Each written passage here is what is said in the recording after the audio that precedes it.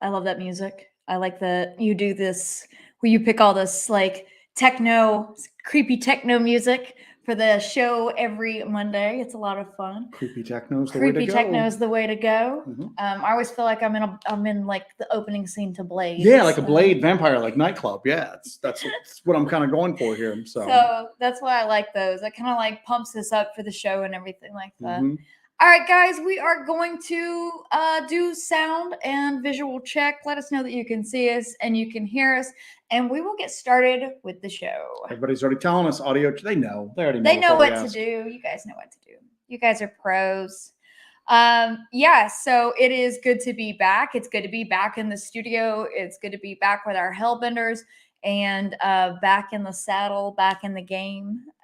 We really missed you guys. We missed this conversation.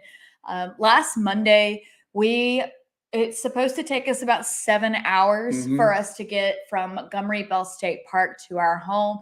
It took us about 10 and a half hours. Yeah. The weather was really bad, and you can't just blame it on me going to Buc-ee's. I do spend a little time there, but I factor that into our trip.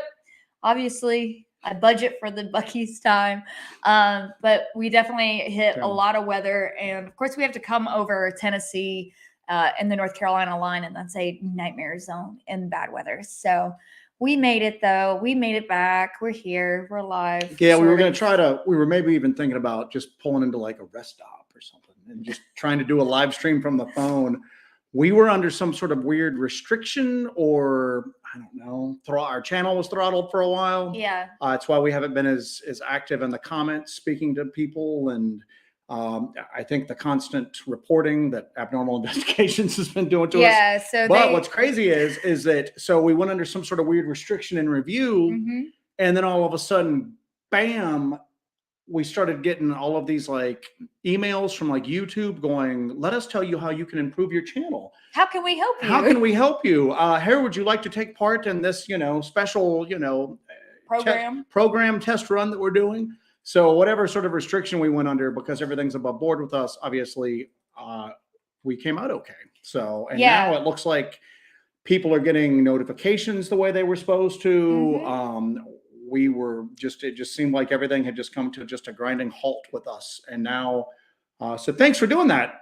Other YouTube channel, you ended up helping us out in the long run. Yeah, so we greatly appreciate it. There was like a mass reporting campaign about our channel, and Josh Turner's channel and everybody like that. I have a high trust rating with YouTube because every time I upload a video, we stick to the guidelines on it because we want people to be able to watch our videos and we don't want to get dinged for stuff. Yeah. So we have a high trust rating, and all of our subscribers are real. As is Josh's. Josh is probably going to go through the same thing, but all of his stuff's above board. Yeah. So I think we're going to all come out of this better than we were before, because I think YouTube took a look at our channel and they're like, "Oh crap! Wait, all this is like real." Yeah. So there you go. So we're back. We're back in the saddle. We are back in the saddle. We're here.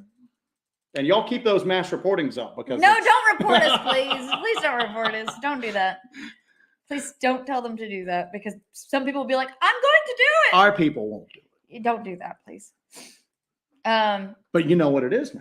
Now we've already been reported and passed. Now we can do whatever the hell we want to do. We've got carte blanche. Exactly. The people will start reporting, going, "You've got to really get these Hellbent Holler guys under control," and they'll go, "They're all right. We already checked them out." And here we are opening portals and. Well, remember that? I think it was like a Mad TV skit where like Mr. Rogers would go into like small stores, like Mr. Rogers' Neighborhood, and he'd like insult people, like grab women's asses and stuff like that. And the cops would show up and they'd go, "It's Mr. Rogers. He's doing this. You're a crazy person." Well, Chappelle did that with Wayne Brady too. Exactly right. So all right. Kim Drescher, our new best friend, at Normal Investigation need to fall into Mel's Hole. We were talking about Mel's Hole today because somebody posted a artist renditioning of Lego Mel's Hole, and I'm like, oh my god, if that was real, that'd be the only Lego set I would ever own, because I'm obsessed with Art Bell. Mel's Hole, there we go. So people are going carte blanche, 10mm check, lol. We're not pushing it that much. We'll just be all over the place with them. We went to the Tennessee Wild. I have to get my bearings about me here. I forgot to do the intro altogether. Hi, this is Hellbent Holler Live. My name is Jessi. This is my co-host Joe.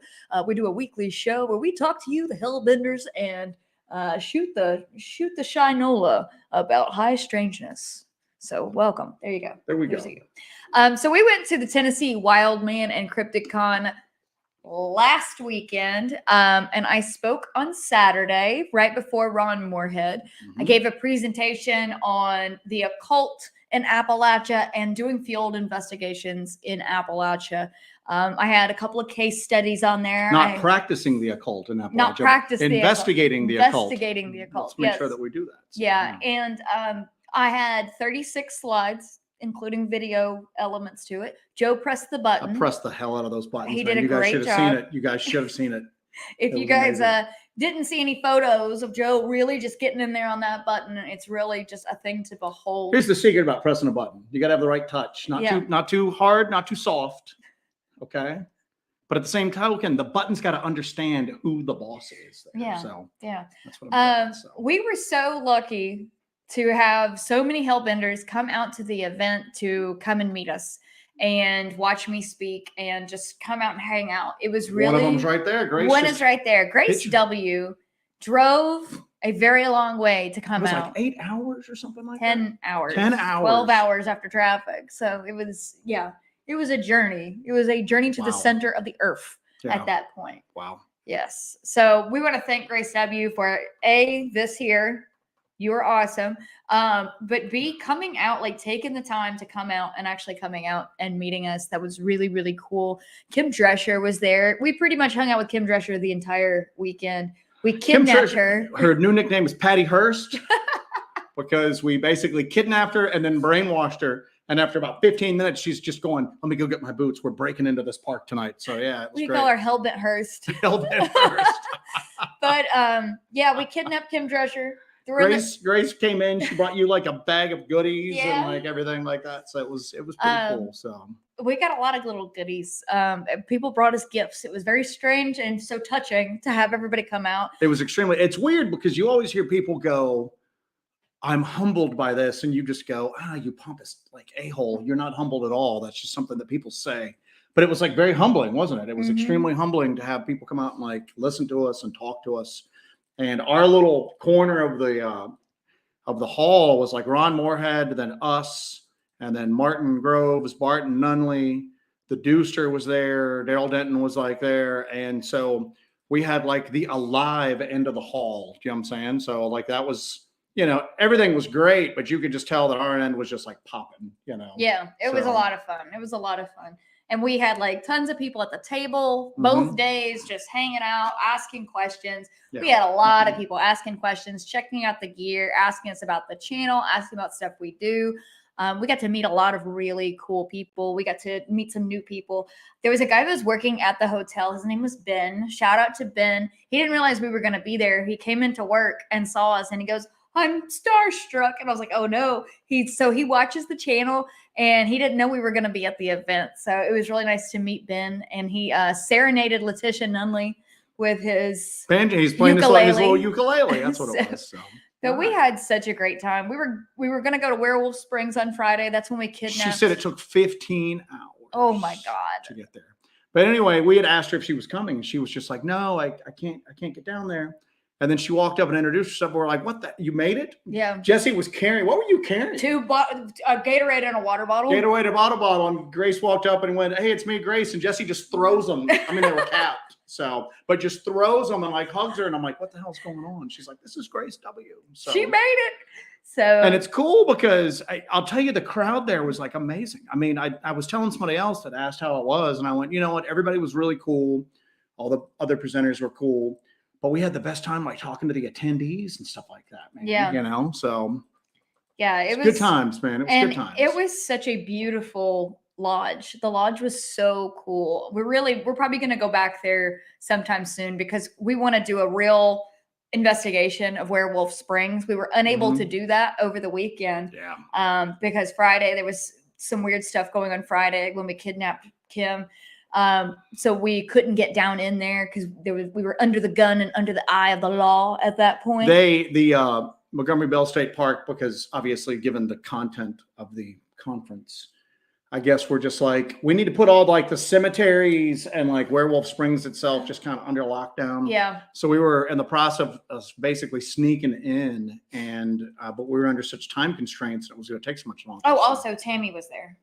Tammy came in. I don't showed know up. if Tammy's in the chat tonight. Tammy, I think she's going to come in a little later, but yep.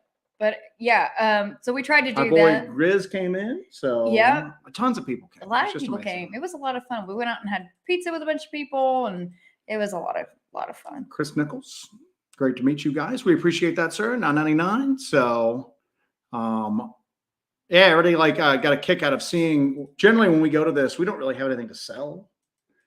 Although we're gonna have to start, like doing some merchandise up to kind of defray the cost of some of this crap. But we usually put our equipment out on the table, and then that way people can actually see some of the stuff that we use, see how we use it. We've got some stuff that they use on like regular TV shows like Expedition Bigfoot and even some of the Go shows. And then we've got some stuff they don't that's pretty unique to us. So people are able stuff to that really we've kind of come up with and spent a lot of time putting together. So, and we continue to innovate. Yes, we're innovators.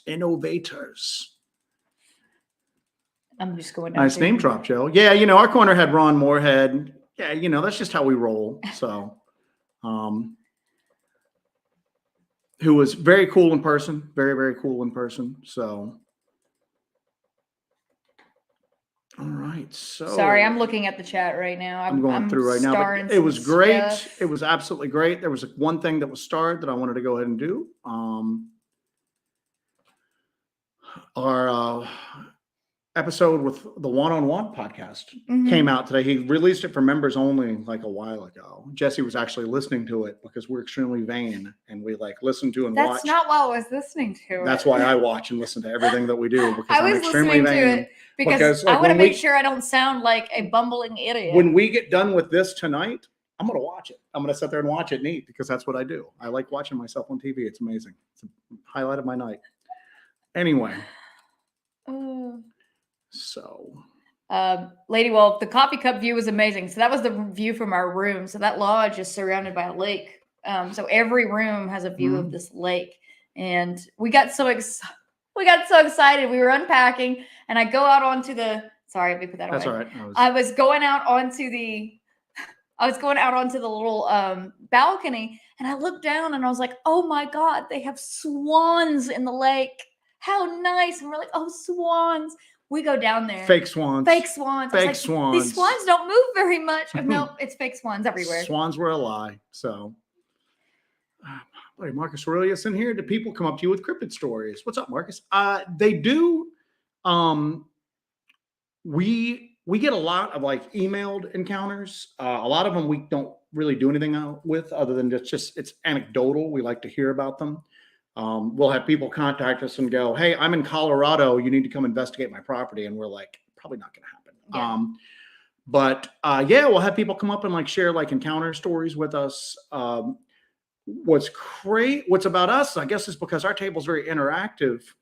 People come up and want to discuss stuff and ask questions as opposed to telling us stuff a lot of times. So with us, it's usually not a one-way information download either from them to us or from us to them. It's usually very conversational. So we had a real good time talking with everybody there. So Juicer of Cryptids and Critters Paranormal says, "How are the Hellbender cookies?" We're still eating those damn cookies. Joe, I look over sometimes and I just see the cookie being shoved into everywhere. the face. Crumbs. We're still working through those. I'm still eating gummy bears.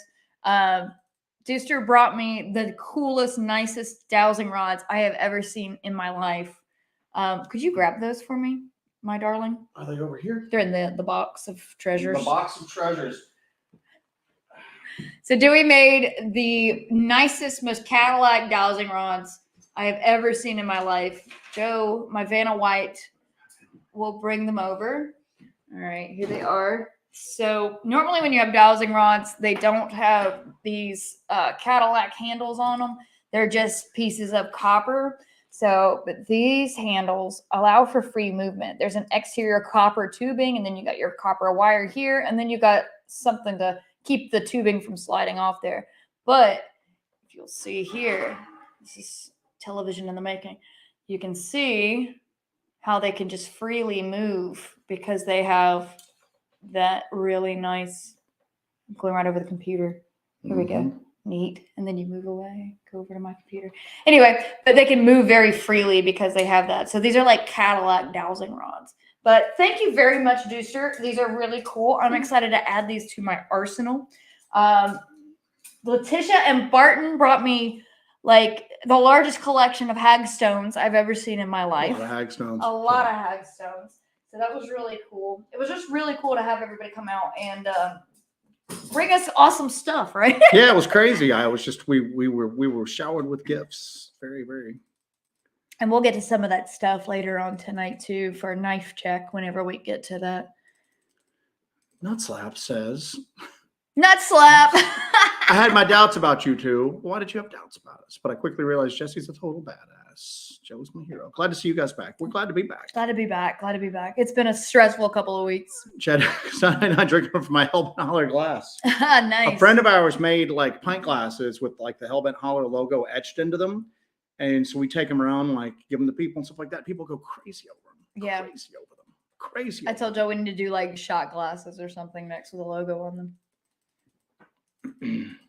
All right. I got some more that I start up here. If you want to go through those. Ivan Ramirez, did we get any advice from Ron? No, we did not. No, I'm just gonna. No, we didn't.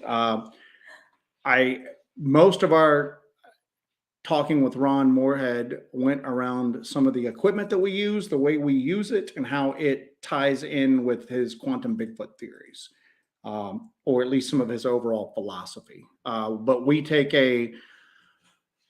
something that we quickly realized while we were there is how completely different we are from pretty much everybody else involved in this field. I think that became very apparent very quickly for us. It was very apparent how like out in left field we are compared to like everybody else like doing this, like active, like was just weird, very strange. We take a lot of cues from Ron Moorhead and his philosophies, but I think we showered praise upon him. Trust me, we definitely did. But we're even weirder than that. I think he goes with the quantum Bigfoot theory, and then we're just even further out in the left field. We go even further, and I think it's weird to see us at Bigfoot centric events because of that. But I don't know what kind of events we would fit in at. Mm-hmm. So it's weird to see us at Bigfoot centric events because at the end of the day on Saturday, we did like a panel with everybody that spoke that day. And it was weird because we are so different in our philosophy on these things from literally everybody else. A lot of people are so dedicated to this ape theory and just kind of the same way of doing things, you know. So but it was cool, it was great, we had a great time. What we got here, I didn't know if you were gonna put one up. I can go ahead and put some up. Throw one up. You got I got nothing. I didn't know if you were ready or not. Go and throw it on. Bigfoot Society says the cream always rises to the top, as Macho Man says. You started this one. I'm going to go and throw it up. JD Smooth asked, have you ever heard of the Moon-Eyed People? Yes.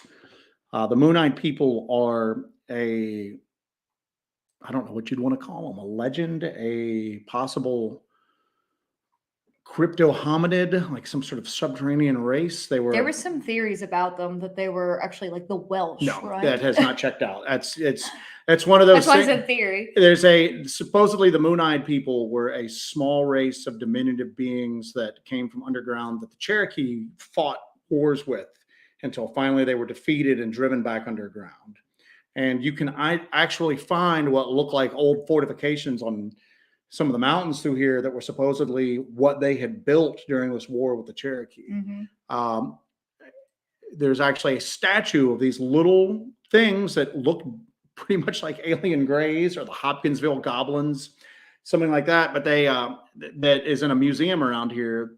But one of the explanations for it is supposedly some exiled Welsh, from Wales came over here and tried to form a colony and then fought the Cherokee. But when you start to look into that story a little deeper, it all falls apart. Like the prince that was supposedly the head of the expedition either doesn't exist or doesn't match up with the possible timeline for it. So there's really no possible like mundane explanation for that story. But there's a lot of stories of subterranean creatures in this region. From Kentucky on through here, all through the Southern Appalachians, there's stories of these little pale creatures with big eyes that come out of the ground, and they're just kind of jerks to everybody. There's kind of an interesting thing that happened maybe 2 years ago. There was a discovery of a cave in North Georgia, I believe it was, and there were etchings and drawings on the inside of this cave, but it was really, really deep in the cave.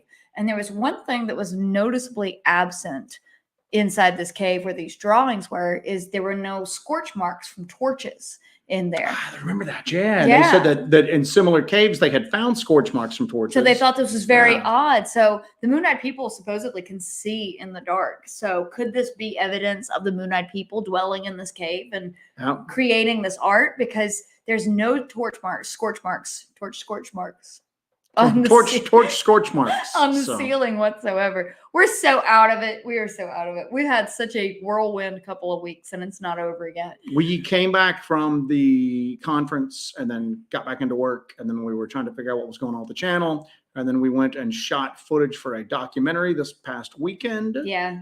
That's going to. There's Grizz right there. He was one of the attendees. So we shot some footage from for a documentary, again, which highlighted how weirdly different we are than everybody else. You know what I'm saying? So talking to the guy doing the documentary going, hey, is what we're doing okay? Are you getting some good stuff? And he's just like, yeah, this is just not like anything else I've done. And this is weird. You guys are weird. It's, anyway. He didn't mind. But yeah, that was, hopefully that comes out. We'll let you guys know when that comes out eventually. That's going to be kind of a Murphy, North Carolina, Cherokee County. Thank you, Linda. Is where they have the statue from the Moon-Eyed People at. So we passed through there going to the LBO. Yep. Way of the Sploot. We got your email earlier. Thank you for that email you sent us earlier. Favorite part of the conference was talking to the attendees. Would you agree on that? So for sure.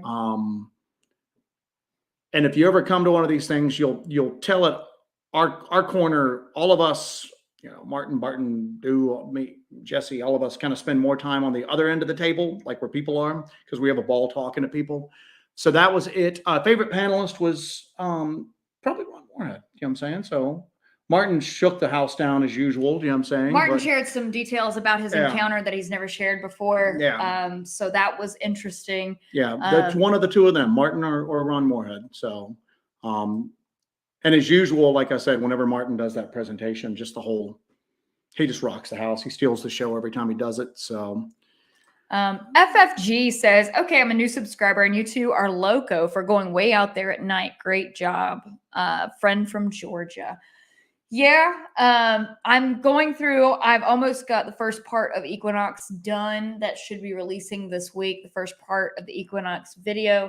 I'm going to break it up into a couple of pieces because I have to. It's just so many things happened and it was so crazy. I don't want to cut it down for time and lose some of the stuff. So I was working on that. And I was thinking, I'm watching it. And at one point you're like, why we should not be doing this. We should not be doing this. So it's a little crazy. We try to go out there prepared for any kind of eventuality, but there's a lot of things you just can't prepare for when it comes to this stuff. You can't prepare for, even if we study this stuff all the time, we look into this stuff, you try to mentally and physically prepare yourself for encountering a cryptid or some sort of paranormal entity or some sort of occult ritual taking place in the middle of the woods. You try to prepare yourself as much as humanly possible, but I don't think there is any preparing yourself for it. I think that if we came face to face with more stuff with this kind of things, it would just be, I don't know. I mean, when the portal opened up, we don't think it's a portal, but whenever the light opened up, I wanted to run towards it and he wanted to get the hell out of there. Yeah. So it's, you just kind of take it crazy event by crazy event. Marcus Reyes asked, you learn something new with each con. We don't really do a lot of cons, but I will tell you this, that even if we don't necessarily learn any, it's difficult to say we'd learn something new because none of the other people, we're out there, as you guys know. You watch the channel, you know that we're a little bit out there, and that's fine. What is cool, though, is meeting, like, again, the attendees. We have a ball doing that. So, yeah, I guess you'd say that we do. We get to meet some new people, hear some new stories, hear some new encounters. It's good stuff. So, here we go. Hold on. The chat moved. The chat moves so fast. I'm trying to keep up with it. Yeah. Hold on. I just had it. But that's good though. That's a good movement. Matt's Tube of You. Thank you for that. Great to see both back. Hey, it's great to be back. Was wondering if you've seen it, what your take on the Colorado train Bigfoot footage is. I think they came out. A local company came out and admitted that was a promotion stunt. So there's a Sasquatch RVs is in that town. They do like bougie custom RV build outs, and they have a blondish Sasquatch costume that they use for promotional videos. So I think that it was a part of a promotional scheme. So yeah, everybody I've run into that I know in my normal day-to-day life has asked me about that footage because it was so viral. It went everywhere.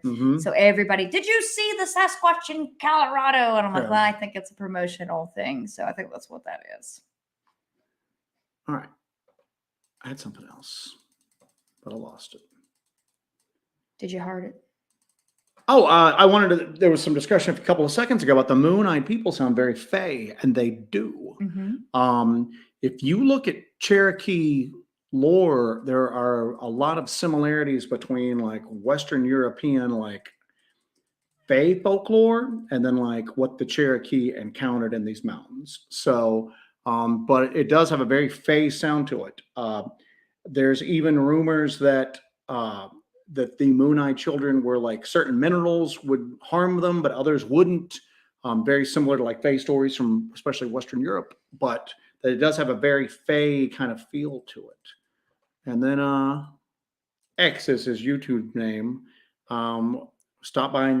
One of the subscribers, X by name here, lived a few minutes away from the conference and had a health scare right before that he wasn't able to attend. So we hadn't gotten into the swing of things yet. So we gathered up a bunch of like Hellbent Holler merchandise and went over and saw him and sat and shot the breeze with him for a little while. That was the most relaxing part of the weekend. That was the most relaxing part of the weekend. Yes, it was the absolute most relaxing part of the weekend. I hope you're doing better, buddy. Yeah, I hope you're feeling better. So yeah, that was the most relaxing part of the weekend. I was like, oh, this is nice. No one's yelling at me and no one's telling me to do crap and having me be somewhere. So yeah. Mark is coming in hot again this week. Every week. Talking about the same with the pyramids, supposedly use a series of mirrors to supply light, but who knows for sure because evidence of ancient batteries exists. Jesse's big into that whole pyramid is like some sort of like esoteric energy generation device or something like that. So it's the way that the chambers are oriented that it supposedly is some sort of microwave beam generator that out of one of the chambers there is a path that goes up straight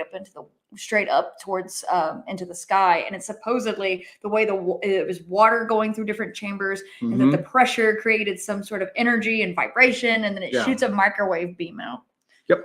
So you would think that there'd be some way to test that, but I mean, I guess it might have been operational back in the day and not operational anymore.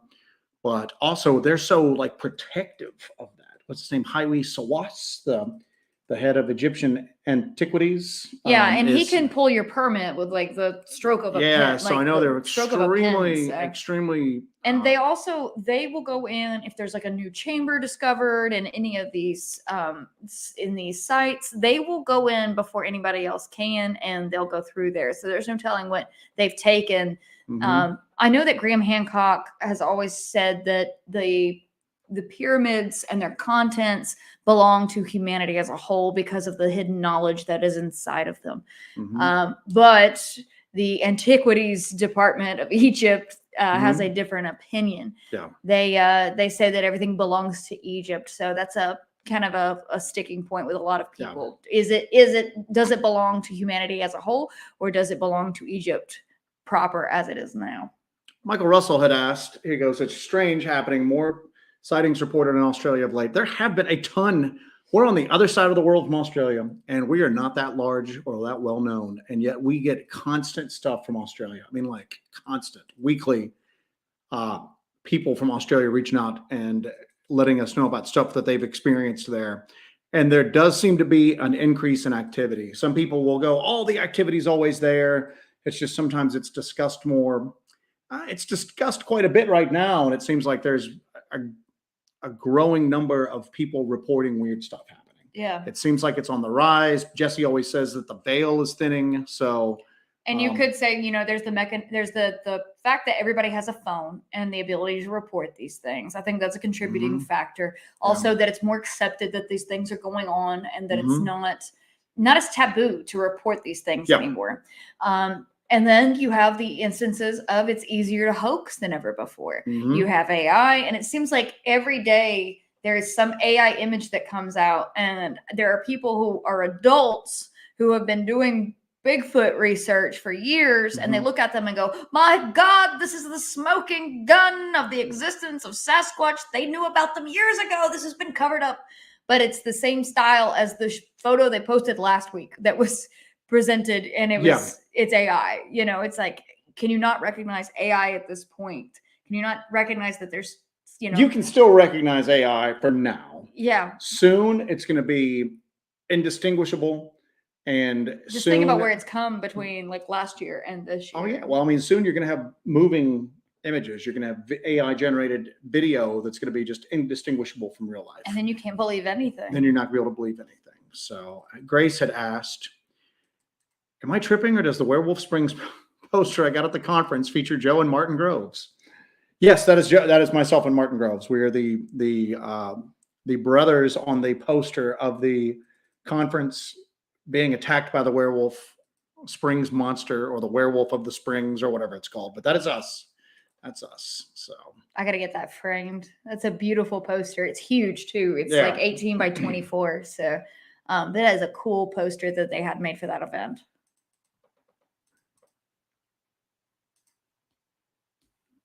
I'm just going through the chat. Make sure you guys hit that like button. I should have it now where you can see how many likes are on there. I saw that somebody said that you couldn't see it earlier, so I had to change that. YouTube changes their settings a lot, so you gotta keep up. Brendan Ouellette says, spook lights and elementals related? I don't know. I don't know. Maybe. I'll tell you that it's the weird little ghost lights, spook lights, witch lights, whatever you want to call them. We find them in areas where other weird stuff's going on. And either it's caused by the other weird stuff, or it's all drawn to the same area. It's separate phenomena that's just drawn to a singular area for some reason. So I don't know. So I know in the area where we've experienced what you would describe as trickster type activity, we've seen orbs, spook lights down in the woods, lower than we've seen them in most places. We've seen them down lower to the ground. So I don't know. That's just observation, observe and report on anything's possible at this point. So, all right. Don't come here for the solid answers. Come here for more questions. What did I say? Because I had a thing when we were doing the interviews for this documentary, and I was just talking about how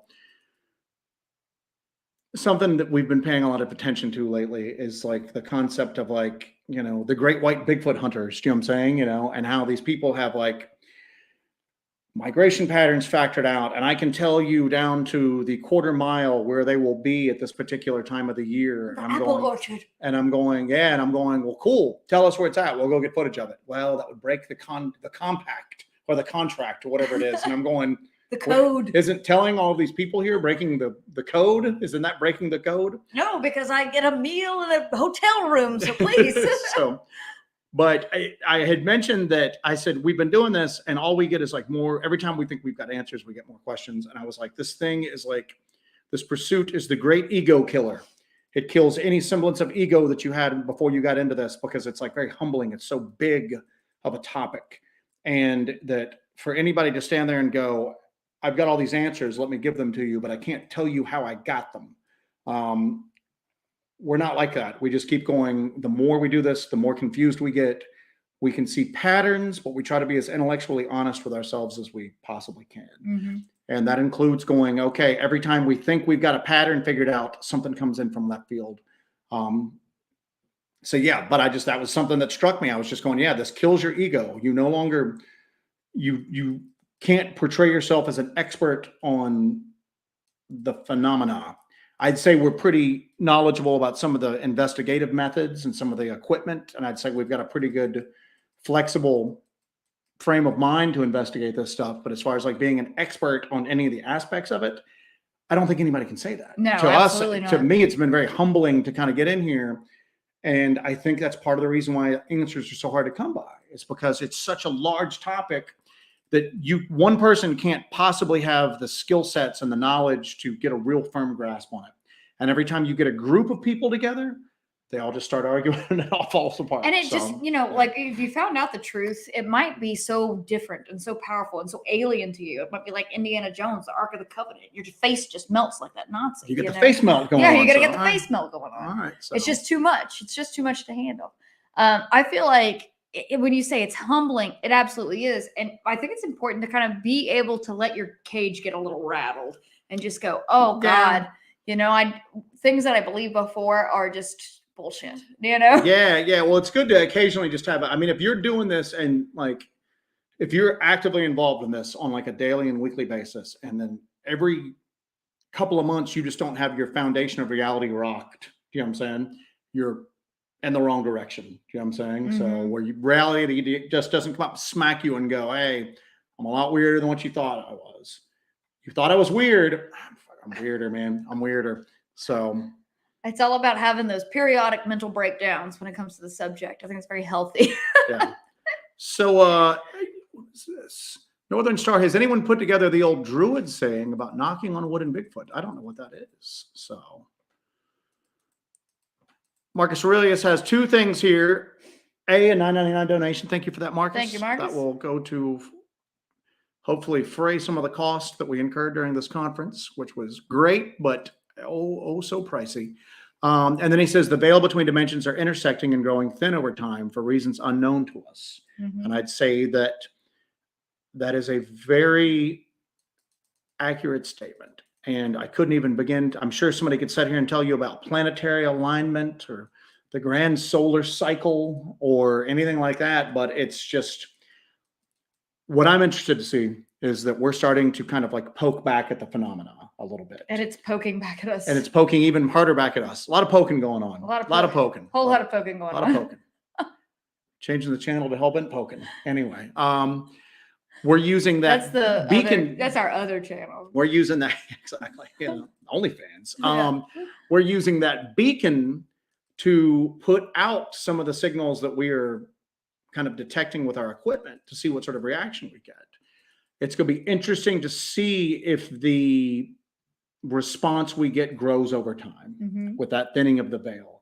That what we get maybe this week from it may pale in comparison to what we get a month, 6 months, whatever from it. And we had to kind of step back this week and kind of assess what's going on. Yeah, we did. Because we've got a lot of outside pressure in terms of we have a breakneck schedule this month. In terms of like conferences and commitments to all this other stuff, in addition to doing our channel. And then we're also poking at this bubble. And on the inside of this bubble is possibly ghosts and paranormals and demons and all kinds of stuff. We're poking at this. And we're trying to open this door.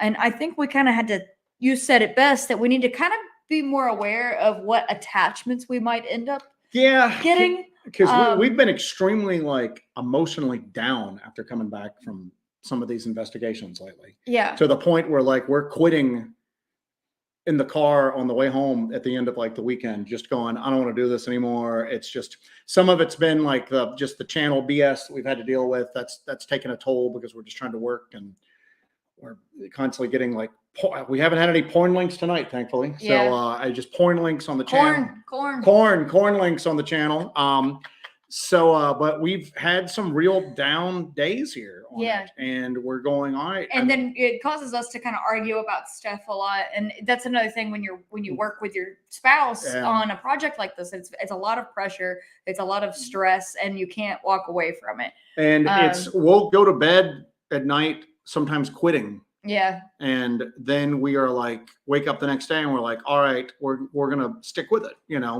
because and Jessi had this point today when she was talking about it. And she goes, we're dealing with like two different forces working against us right now.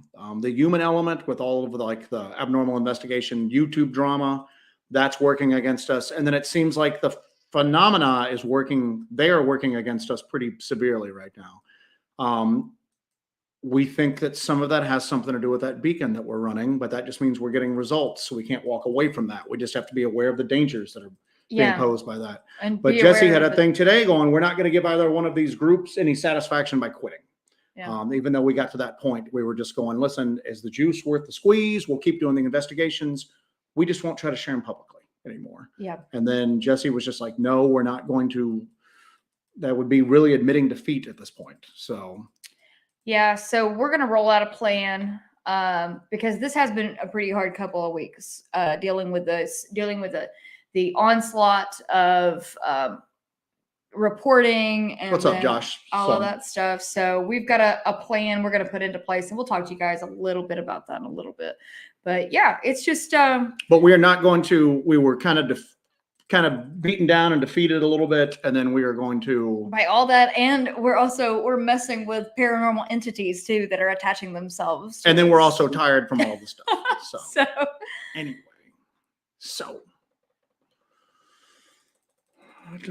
was that ambiguous enough? Was that ambiguous enough? The answer? Yes, it is. So everybody's putting corn emojis in there. I'm like, no. See, Joe is not aware of all the rules. I have to read. Because I don't do that end of it. Jessi's like just constantly just nudging me under the table. Don't do that. Because I have to read the rules like every other day because they change it. All right, so. Let's see if there's another one. Let's see. All right, I'm going through the chat right now. The chat is a hop, and yeah, we might have to slow the chat down because it's been bang-a-ranging. It's been bang-a-ranging.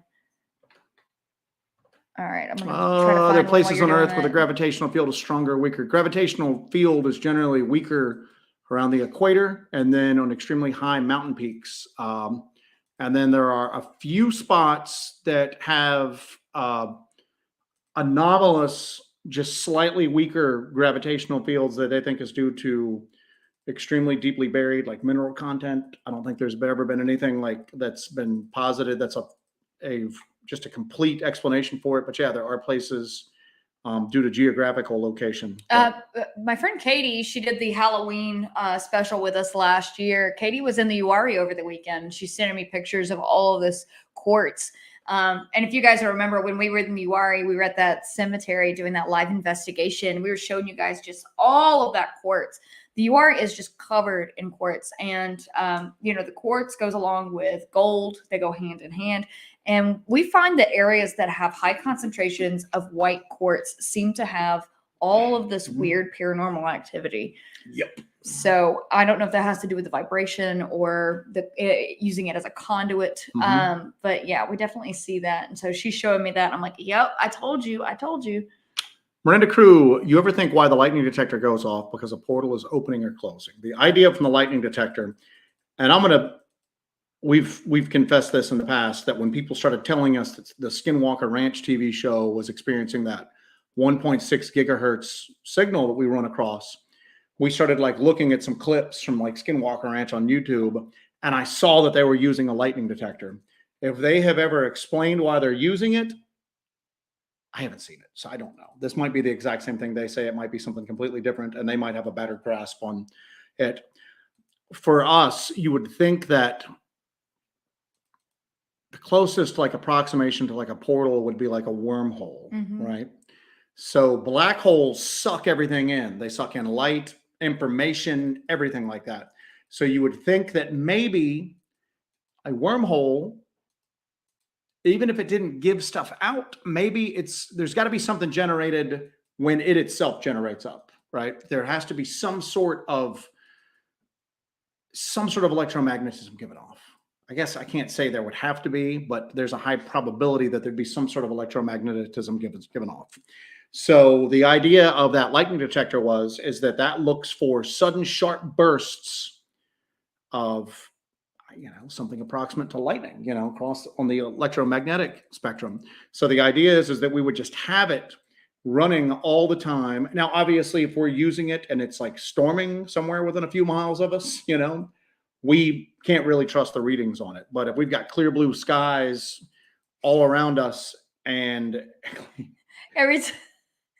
that's a private joke, clear blue skies. So we were going out one time, and Joe was like, "Did you check the weather before we were leaving?" And Jessi just answers just out of her ass. Oh, it's gonna be fine. It's supposed to be clear blue skies today, and we're driving out, and we travel like a 2 hours, and there's thunder clouds like going everywhere, and I just kept going. Oh yeah, clear blue skies, baby, clear blue skies. But the idea is that if the theory is that if something happened that was a sudden discharge of electromagnetism, that it would hopefully register on that. So if there was a portal opening up or something out of the ordinary happening, that would pick it up at that point. So yeah, that's our thought process behind using that. So what the flock? Black holes talking about my ex again. What the flock? We missed the ex jokes. So Hellbender chat in the gutter. Surprise. All right. I'm caught up. I started some stuff. You caught up? Really? It's taking some real work. Real work. All right. So I don't know if you've gotten to this yet because I was reading instead of listening to you. Go ahead and just Miranda Cruz says, "Do you believe in feral people?" Yes. Yes, absolutely. There are feral people out there. It's just there's different causes for feral people out there. They come from different avenues. You have people up in these mountains and hollers who have never really left. They've never really left after their family settled there. They get cut off from society and they kind of revert to being feral, or they just are feral to begin with. Then you've got people who choose to opt out from society, go deep in the woods. Who were pretty feral to begin with. But they go into the woods and isolate themselves and kind of revert back to a feral state. Then you have feral people in cities. I mean, you could have a feral person in a city. It's somebody who maybe became homeless, got addicted to drugs, and lost their mind. We live near a downtown area in a small city, and I saw a guy with a deer head on his head like a mask, shirtless, running through the streets. Didn't he have like a machete or something like that? Yeah, he had a machete with him. And Jessi just calls me and she goes, "They're reverting. They're finally reverting back to their true primal forms. Devolving. That's what it is. To their true primal forms. It's a de-evolution." Yeah. So, I mean, you could consider that a feral person. That was somebody who was probably normal at some point in time before they had a psychological break or they got into drugs and they've had some sort of reversion back to this feral state. So I believe there are feral people. I don't know about the possibility of the hills have eyes types, that they're back there murdering hot young teens in the woods who are going hiking, but they might be. Murdering hot young teens. What the hell? Have something you want to share with all of us here? Good Lord. I'm definitely not murdering hot young teens. So. No. But that's what happens in all the damn horror movies. It's all these like weird feral people of Appalachia that just murder people. I don't know how common that is, but I do think that there's definitely people up in these woods, up in the woods of Appalachia, who are cut off from society and who have reverted. Absolutely. I mean, look at like a domesticated pig breaks out of its enclosure and it goes real feral, real freaking quick. Now it's a pig, but you get a family that just goes, "Hey, we're cutting ties and we're getting off the grid and we're just moving out somewhere." Say they did that in the not even as early as the 1800s. Say they did that in the early 20th century when a lot of like the national forests and stuff like that around here were really growing, a lot of land being like seized for it. And they move up in there, and then a few generations of no contact with the outside. There's going to be inbreeding going on. I mean, yeah, it's a thing. It's a real thing. So, and I always say this, man. I always say this. Go over and check out our buddy South Force 10. Yeah. He's got some crazy stories about feral people. Yeah, he's on YouTube. It's South Force 10. He's got a new video, and I just haven't had a chance to watch it yet. But I got it saved to see. Ryan Holloway says, "What would you say is your staple gear and what gets the best results in your opinion? Any one thing you think?" This might sound like trite, but like us, I guess, as long as we've got a camera with us, we don't have to have other gear to get results. It's all about being in the woods, taking the time to go into the woods and be there and be in remote areas. So I guess our basic gear that gets us into the woods would probably be very important to that. But actually us being present in the woods on a regular basis and being in that environment to actually have these experiences and actually record this stuff. So does that sound trite to say that? That does not sound trite. We are the greatest piece of gear. A lot of the stuff we carry is to try to capture the experience and share it with other people. And gather data. But I mean, it's at the end of the day, if you're looking for just like technical equipment, the stuff that we always have with us is that we always have a standard GPS and then a GPS personal locator beacon. We always have at night at least a full spectrum camera with a battery backup. We always have at least one thermal, and then we always have a handful of digital audio like recorders that we can sprinkle throughout the woods. If you had to pick one thing outside of safety equipment, I'd say it's the full spectrum camera. Yeah. I'd say thermal imager is number 2, but the full spectrum camera we can record more and capture more with. Yeah. From ultraviolet light through visible light into infrared light. And it's portable enough that we need to get in, get out, we can. We don't need to carry a lot of stuff with it. So a lot of times that's the one thing we'll grab if we're just doing a quick run in. So GPS. So that we don't freaking die. Yeah, well, I'm saying I said outside of safety equipment. Yeah. So outside of safety equipment. So. Feral doesn't sound bad at all. Kill some hot young teens. Oh. Oh God. Oh, Jesus. Right. Anyway. I opened a can of worms with that one, didn't I? On what one? The killing hot sexy teens? I did. Hey, hot sexy teens now, huh? Oh, Oh, we're getting that Lady strike. We were doing good. Turning feral by choice. Yeah, we were out of restriction. Now we put ourselves under restriction. Back in the sin bin.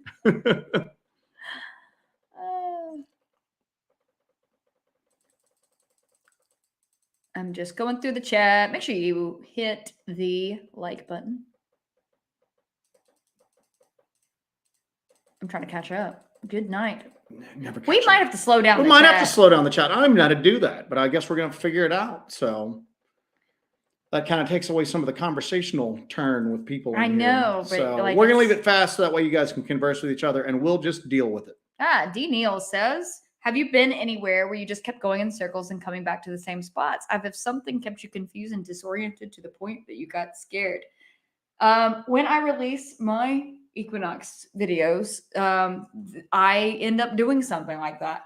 I get very disoriented. Now, Joe affectionately calls me Scout because I have probably don't let me talk about myself so much. You can say it. No, you go right ahead. So yeah, she's got a great sense of direction in the woods. She is exceptionally gifted. I can usually trust her sense of direction because I'm usually staring at a camera screen and fumbling with equipment, and my sense of direction is just not as good as hers to begin with anyway. So, but when we were trying to leave out from that area, if you saw that area where we saw that, Jessi calls it a portal, I call it a UAP, whatever it was, open up, we go under an arch. There's a big arched tree that we go under to get to that little clearing. And I think you've shown that in the videos, especially the follow-up video when we went there, right? Well, we had been going, and we always go, we're walking under the arch, like we're egging something on or tempting fate. But when we were trying to leave, Jessi just turns and starts walking under that arch. And I'm going, where are you going to? And she's like, well, we're leaving. And I'm going, yeah, we're leaving. We're not going back to the area where we saw the portal. We're leaving. What is your problem? I don't have a problem, Jessi, but we're leaving. Where are you trying to go to right now? I want to go home. I'm paraphrasing here, but yeah. And I'm going, where do you think you're going to right now? Because if you're trying to get back down to the vehicle, you're going to be going off the side of a mountain. That's a cliff over there. And she just looks at me extremely confused. And I'm going, all right, we need to pull out of this area for a little bit, because if you're starting to get to the point where your sense of direction is getting screwed with, we got problems. So we had to pull out for like a little bit on it. But yeah, it happened in real time. And I didn't know if she was trying to make a joke or something. And then I'm going, no, she legit thinks that this is the way that she needs to go to, quote unquote, go home. Go home. I don't like that terminology. Yeah. Now you were like talking about go home. War Criminal says that it's refreshing to hear somebody say Appalachian. It's not Appalachia. It's Appalachia. Like I'm going to throw an apple at you. It's so nice to come down to Appalachia. Yeah. So. Sacred Grove Bros says things get interesting when they, where was I? Was I right? Yeah. Things get interesting when the intention is experiential and not evidentiary. You guys capture both. So yeah, we do experience all of this and we gather evidence. It's terrifying sometimes. Yeah. And I feel like we're eventually going to cease having experiences altogether because of our desire to have evidence. Well, it's weird because it definitely, I always go back to that thing that we heard where you're kind of the co-author of your experience. Yeah. And that people always go, well, intention plays so much into it. And I think that's right to a certain degree. But I also think of other people who have extremely bad things happen to them as it relates to the phenomena that didn't come in with any intention at all, weren't even thinking about it, and they got smacked by it. So I think that that's something that occurs in some cases, but not all. I don't know why I'm laughing at this. A mule to carry live tower. Go get the live tower mule. Stingray, boy Stingray. And Stingray is on I don't know if you're on your friend's show tonight, Stingray, but if you are, feel free to drop that link to it. It happens after we go off. The Stingray After Show. It's not his show, it's his friend's show. I don't know if he wants it Stingray shared. If he wants it shared, throw it in there. Have you guys ever heard about the Bunny Man of Virginia? Why does that sound familiar? If this is some like... I hope it's some sort of male Playboy thing. It's like, yeah, exactly. So... Jason, while you're doing that, I'll go on this. Jason Layfield says, I saw today that y'all did one-on-one podcast. Can't wait to listen. Love one. Great podcast. Oh, Joe's having a live reaction here. I've never heard of this before. What is it? I'm reading you the Wikipedia blurb that is at the top of this. And it says, Douglas J. Griffin. Forbes claimed the Bunny Man was a convict named Douglas J. Griffin who escaped while being transported to a new facility in 1904. The story proceeds to chronicle a series of grisly, almost supernatural murders committed at Bunny Man Bridge, most occurring decades before the official documented sightings.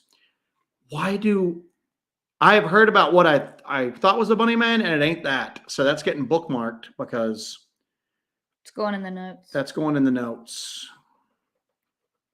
Bunny Man Bridge. I hope we pass through there next time we go through West Virginia. E-Rev, what's up, E-Rev? Have you the Motorola's version of the Garmin inReach? Nope, I have not. I'll check it out. But the Garmin inReach is pretty awesome. We always like whenever people ask us, hey, I'm wanting to get into doing what you guys do. What advice do you have for us? And we always go, first off, don't save yourself the agony. Save yourself. Save yourself. The second thing is that before you do anything else, if you don't already have one, get a Garmin inReach Mini. Yeah. And a mule to carry live tower. A mule to carry live tower. Yep. So. Arnaldo, did you do this one?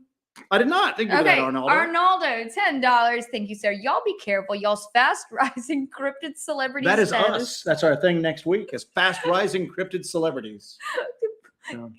Oh God, gag me with a spoon. Y'all's fast rising cryptid celebrity status may bring jealousy, the drama, LOL. Love y'all. P.S. I love corn.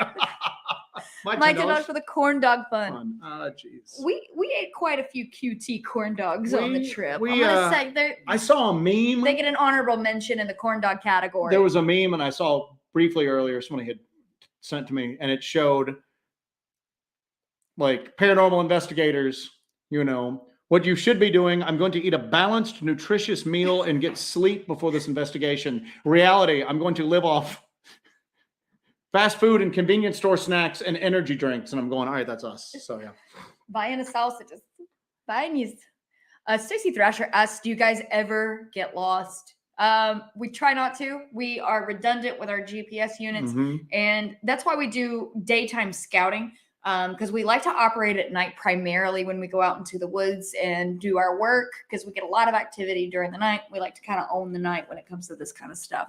But we do daytime scouting. If you'll watch some of our videos, you'll see at the beginning we're out during the day. So I can go into an area that I've never been in before and kind of walk around it for a couple of hours during the day. And I have a pretty good idea of where everything is. I make mental markers of little things. And I'm able to get us in and out just by memory. But in case I can't do that, or I have some sort of mental break, paranormal mental break, which hopefully will not happen again. We do carry GPS units. Joe has one. I have one. We have GPS watches that, if nothing else, we can use to navigate back out. We use those as well. Now, lately, we have been going into areas that we're not familiar with as the sun sets. Yeah. To try to see if the heightened sense of uncertainty and not knowing where we're at might strengthen these weird ass forces that we were trying to document. And we did such an Joe experiment. and Jessi's hunt for weird ass forces. Write that down too, because that's gonna be a documentary. Write that one down. But we've been doing that. So I guess you could say we have been getting lost on purpose. We've been going in knowing a general, if we head south, we'll eventually run into like a highway, but we don't know really much about it. Yeah, we did one such experiment when we got that thermal video of that, whatever that was, up on the hill, just looking at us from the hillside. We showed up at dark and we had not scouted the area. Luckily, we were going on an old forestry road, so it's not like we can get super lost. So we had a handrail of sorts, but we didn't really know what was around the next bend. We didn't know what was in the area. So but we've been experimenting with going out there blind without doing our little scouting missions beforehand, just so we have that extra heightened sense of uncertainty and fear from not knowing what's going on or where we are. Thank you, Tracy Crane. Thank you very much, Tracy. Thank you very, very much, Tracy. We greatly appreciate that. So thank you for your kindness.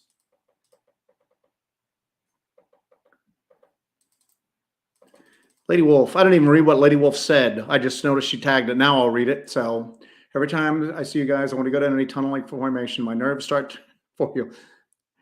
Yeah, we see those, like, they almost look like holes in the forest. We'll look at where like the foliage and like the growth is so thick, and that's just like something's been making a hole in the foliage moving through it, and we go down into it. So Moondog, about me being lost, the E-Mag scrambled her compass. Scrambled my eggs a little bit. Yeah.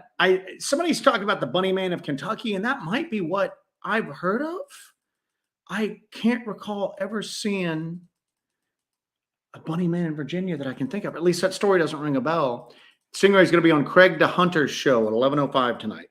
So we will probably be in the chat over there. And Stingray, if you want to drop a link to it, my man, do so. And you guys can see us in the chat over there now that we can chat. Now that we can actually chat on other people's channels. So again, after he mentioned that, Kim Drescher, my girl Kim, a foul beast with sharp teeth from Monty Python. I don't know if I've told you guys this before, but when we went to Lost Cove for the first time, I think I've mentioned this before. We went to Lost Cove for the first time. We had terrible cameras. I have the footage from it. I eventually am going to release that, or I might release it on our special thing that we're going to talk about later. We went down there, and Joe is inside this old cabin reading weird satanic stuff on the wall. Weird stuff. And I'm trying to film him through a window. And he's just reading this like creepy satanic stuff. And like, we're looking around, it's getting dark, it's cold, and it's getting weird out. And I'm outside. This is early on in our career. I guess you can call it a career. And then I kind of walk around the corner of the building and something barrels through the bushes at me. I mean, just barrels. All I hear is just all of these leaves and everything crunching. I scream and I throw the camera, and Joe goes, "What's happening?" and runs out with his gun. It was a freaking bunny, a white bunny in the middle of the woods, just bounced towards me. I thought it was going to kill me. And what's crazy is things sound bigger in the woods than they are. We're well aware. It was a freaking bunny. But bunnies don't usually barrel directly at you. I mean, it ran at me, and it was like, it got within like a foot or two of me. I mean, I threw the camera. I didn't see it was a bunny or rabbit until it was like the last moment. But I was just like so embarrassed. I was like, it was a rabbit. But eventually I'll release that video and you can laugh at me getting terrorized by the bunny. Sacred Grove Bros, Tim Renner original Bunny Man tattoo fond. Does he do a Bunny Man? I think Timothy Renner does do a Bunny Man. That's where I've seen the Bunny Man. I have a Timothy Renner tattoo. It's the tattoo that she has. She actually reached out to Timothy Renner going, "May I have your permission to put this tattoo on?" And he's like, "Do whatever the hell you want." Yeah, I do have a Timothy Renner tattoo. My Wendigo up here is Timothy Renner. I can get another. I'm just gonna hold Timothy Renner bodysuit. Not creepy. To augment Kim's question, what is your favorite color? What is your favorite color? My favorite color? Yeah. Probably, I don't know. I guess I like purple, but I don't like purple things. I don't wear purple, but I wear a lot of black. I wear a lot of black, but I have an affinity. Black's your favorite. I like purple and black. Black. Orange. Blaze orange is my Blaze favorite. Orange, yeah. Blaze orange right now. Actually, yeah. Blaze orange. Blaze orange, yep. Yeah. Yep. All right. Not a lot of color in my world. So bleak. So bleak. So bleak. Use television's cheapest functioning night vision cam suggestions. Are you want a handheld? If you want a handheld, just go onto Amazon, get your price point. They're all going to be the same camera, just rebranded. Motion's going to suck on them and sound's going to suck on them. So, but that's what we started out with. But when you get down to like around $100, there's not going to be a much difference between all of them. They're all probably made in the exact same factory. People were asking, do you carry an emergency beacon locator? Actually, hold that thought. I'm going to grab the damn thing. We always talk about it. Yeah, grab it's it. right out here because we still have all of our equipment piled up. Now, you know that cat's going to run in the door. You know Thomas is coming in that door. Come back, scoundrel. He's coming. I'm telling you. Oh, no. Look at that. He beat back the beast once again. I'm going through the chat right now. Make sure you guys hit that like button for us. He is going to go grab the Garmin InReach Mini. We're going to show you that thing and show you how it works. Should be attached to my Mystery Ranch.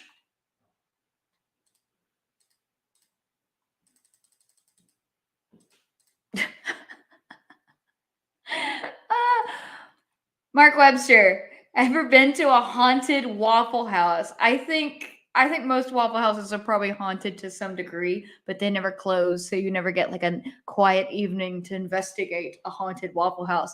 Although there are some poltergeists that will throw chairs in some of them, as you have seen.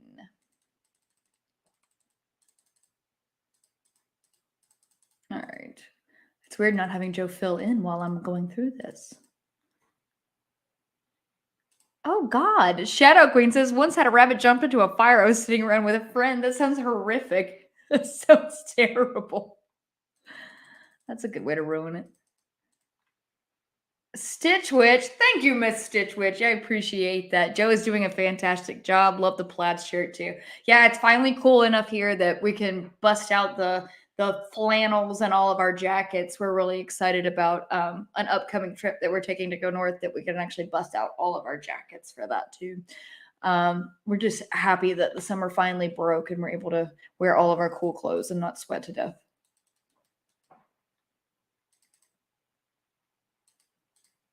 Bunny was late to the tea party. I'm going through here right now. Going through. My hair was blue. I don't really like blue. Not a fan of blue. It looked good on me. And I liked how it looked. Knife check. We'll do a knife check when Joe gets back. I'm going to star that one right there. What the flock. I've got that. And let's see. Did he not check anything? Knife check, please. You know what? I'm going to do a knife check. You know what? I'll do it. So while we were up in Tennessee, everybody kind of came through and gave us a lot of cool stuff. I'm going to start out with one of the ones that I got. Martin Groves actually gave this to me. It is an old Western Bowie. It is a little tiny Western Bowie. Look at that mirror shine on that bad boy. But that is one that Martin gave me, and it's an antique right there, but it's in perfect condition. It's got a cool scout carry leather sheath with it. But Martin was kind enough to give me that as well as a case of Vienna sausages. So, I was very, very happy about that. But yeah, that was really cool. And then Joe got a knife. Kim gave Joe a knife. It's down over here. So we'll grab that. And Joe, are you dead? I don't know where it's at. Well, don't worry about it. Alan Lassiter says, about time to go to Brown Mountain again. So it is definitely time to go to Brown Mountain again. We actually just bought a new Psionics camera. The first time we went, we filmed those lights with a Psionics Aurora Sport, and that's a full color night vision camera. We actually just yesterday paid for the upgraded version of that. We got the Psionics Pro. And we looked at a bunch of videos that compare the footage side by side, and it looks like the Pro is going to be so much better. It's going to be such an improvement. So we're going to go back. We're going to try to recreate the situation in which we went before. We need to get some powerful lasers this time. We want to get some powerful lasers, but we want to recreate that situation and go back to Brown Mountain and see if we can capture even more footage, because we're going to have a way better camera to use. Sorry, I didn't have one to go off of while you disappeared. No, I I'm was sorry. just trying to go through the chat. I was trying to find that. I can't find your personal locator beacon. So I'll find hopefully. Did you see this from Mark Webster? You ever been to a haunted Waffle House? Yes, That's pretty much every Waffle House. I said that the poltergeists throw chairs. Oh, good Lord. Anyway. And I had some awkward silence. Haha. All right. So, did you see about Stitch Witch? Did you get that? Yes, I did. Well, damn it. All right. You're doing a great job. I even talked about my knife from Martin. This is the only knife that I talked about, but everybody wants a knife check. A knife check. We can go through all the knives right now. So, all right, we got showered with knives on this thing. Barton and Letitia Nunley got us this Scottish dirk with an antler handle that is crazy, that Jessi has already like basically just adopted and stolen. So it's going on her little display in her room. You showed Martin's knife? I showed Martin's knife. Yep, it's a Western bowie. It's a mini Western bowie. And Kim Drescher gave me, this was extremely touching. She gave me, I feel even uncomfortable talking about it. It's so touching. This is like one of her father's buck knives. Her father collected buck knives for years. So she has this buck knife collection. So she gave me I don't even know what generation buck 119 this is. There's no year mark on it. So I'm in the process of trying to track down how old it is, but I've got this, which it means a great deal to me. And the sheath is even, it's the old flap style sheath. So yeah, that thing is that's awesome. So just so cool. And then you got your other one? Yeah. So we got home and I went to the post office and there was a package at the post office from, are we allowed to say? Are we not restricted? I think he's okay with saying it. Marcus Aurelius. Marcus Aurelius sent us knives. Marcus Aurelius sent us knives. So he sent us cool Damascus it's steel. Like fixed blade day, isn't it? Yeah, it is fixed blade day. So Marcus Aurelius sent us Damascus steel like mega bowies. They're awesome. Look how awesome that is. And they're heavy duty. They're super heavy. That one is like the perfect. Mine has a like a horn. Yours handle. is almost like a tracker style. Yeah. So, yeah. But mine has a horn handle on it. The scales are horn. And it is so cool. These things are like bricks of steel. These are going to be like our dress knives. Man. Joe has like a leather stacked handle. But he did a great job picking out knives for us. He did an awesome exceptionally job. Well done. Really loved them. We like went to the P.O. box. We're like, oh my God. So thank you for all the knives, everybody. Thank you for all the knives, everybody. Cookies. Grace W gave you a box of stuff, gave you some cool salt and pepper shakers. Yes. Are actually on display in our kitchen now. Display in the kitchen. Those So are very nice. We love them. Crazy stuff. Stacy Thrasher says, Jessi, how many knives do y'all have and how do you store them? Very badly right now because we don't have a solution for storing all the knives.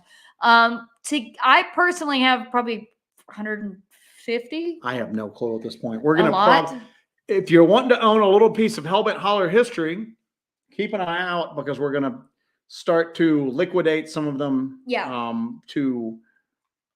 We have got a couple of equipment upgrades we've got planned for the winter, and so we're gonna be selling some knives off. Yeah. Not the knives we just got. No, but some knives that we've had for a while that are sitting around in drawers. I have some like old cold steel knives, folders and stuff that I want to sell. I just need to get my collection down a little bit. I have a lot of knives and I'm not using a lot of them. And so we're going to probably do a big knife sale and maybe a little bit of an equipment sale. Yeah, we're going to upgrade our thermal. We already upgraded night vision that I heard you talking about. We need to upgrade our thermal capabilities and then we need to get into a drone territory. Yeah. Yeah. We need to get into a drone territory. So time to do drones. Martin Groves, my werewolf hunting cartoon brother. So I wish we had that. We'll have to actually put an image of that up now that the thing is over with. So I can take a nice little, or no, they sent you an image of it. Didn't Intense Tornado, you can't use GPS to find your locator beacon. Damn thing's not on. So all right. Yeah. So. No, I'll find it. I saw it the other day. It's connected. So, anyway, what it is, it's a little thing. It's about yay big. Okay. And she turns it on. You can use it to send satellite text messages. You can have preloaded text messages in, or you can very slowly type in text messages on the unit yourself or pair it with your phone and literally use the keyboard on your phone and type longer messages much quicker. Yeah. And it'll also update our position. We can either update it every 2 minutes, 5 minutes, 10 minutes, whatever. And people who have the link to the online map can see where we're at in almost real time. So that way, in case we go missing, they'll at least be able to track us. We don't get 411. Getting 411. And then she can also hit an SOS button, which will send out an emergency SOS. What's cool about this, beyond a normal personal locator beacon, when you hit the SOS button on like a regular personal locator beacon, they just get the signal. With this one, you can actually communicate with them via satellite texts and maybe just go, hey, I broke a leg, I did this, kind of give them a little bit more information on. But I send messages constantly when we're out in the woods. We have a contact at home that if we have an emergency, they can, get help for us if they need to, because they know exactly where we are on the map.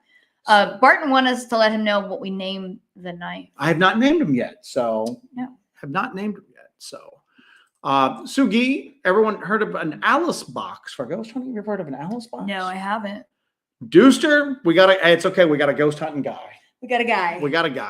Deuster, tell us what an Alice box is. So small town monsters popping in here. What's up, guys? What's up, guys? I don't know if that's Seth or who that is, but glad you could pop in.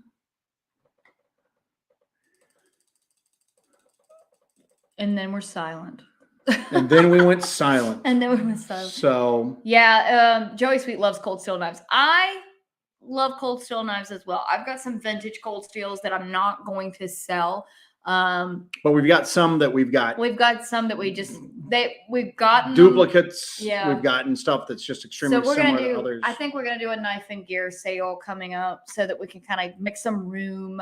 But yeah, we just bought that new Psionics Pro that should be coming in the next couple of days. We're really excited about that. We definitely want to go and recreate kind of the scenario that we had where we got that really good footage of the Brown Mountain Lights. So we're gonna give that a try again. And then probably end up at the Winkler store buying Winklers again. But speaking of knives, but yeah, we want to see if we're able to capture stuff we couldn't capture before, or if we can capture a cleaner image. Yeah. One of the differences between this particular Psionics and the one we used to get the Brown Mountain Lights footage before is this has way larger storage capacity. So we're not going to run out of we're going to constantly stop and have to change out SD cards. So we can actually just sit there and record the whole thing. I don't know if we'll be able to live stream from the location, but we'll try. Yeah. Marcus Sadat, thank you again, Marcus. Jess and Joe, you guys doing a Small Town Monsters special? Seth Breedlove had announced it on a live stream, so I don't know what all has been announced, but yes, we're doing something with Small Town Monsters. We're joining forces. Jesus. I can hear it at the door. I know. It's our devil cap. Okay, so I will go into this.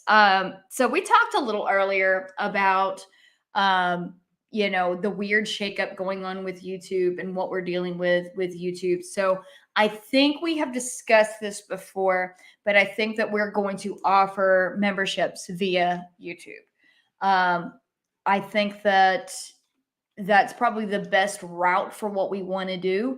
We want to continue to be able to do these live streams on location, but because we have been, we've had a dime dropped on us a couple of times. We've had other YouTubers call the police on us before when we're doing live investigations. And now with the other difficulties we're having with other channels, I'm sure that's not going to decrease. No, that's probably going to increase. So when we do these live investigations, that puts our safety at risk. And we were trying to discuss a good way to handle that situation because we love doing the live investigations. I know you guys really like when we do the live investigations and we stream from on location, that it's really, like I said, raw, real, and dangerous.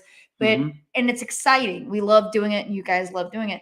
We're gonna have to kind of put that behind a membership paywall, because if you want to harass us, you need to pay for the pleasure of doing so. And then also too, we've got people asking how they can support us. Yeah. And we are starting to hit the point now where with using that beacon and the upgrades and equipment they're going to be using, and the fact that we're going to start trying to, instead of finding activity, we are going to try to elicit activity. It's getting to the point where we're at a crossroads. We're going to have to go one way or the other. One of the things we talked about is ceasing the YouTube channel and continuing the investigations and just occasionally releasing videos. And by occasionally, every couple months, you know what I'm saying? Or trying to do some sort of fusion where allowing people to assist where they've offered. There's still going to be the stuff that you see, but we're going to take some of this, like Jessi said, behind a membership thing. So that way that people that are interested in the weirder direction that we're going can kind of support that. Jessi's doing all that, so I guess I'll let you take through. Yeah, I'm probably going to launch that this week because we're planning on doing a live investigation for Halloween.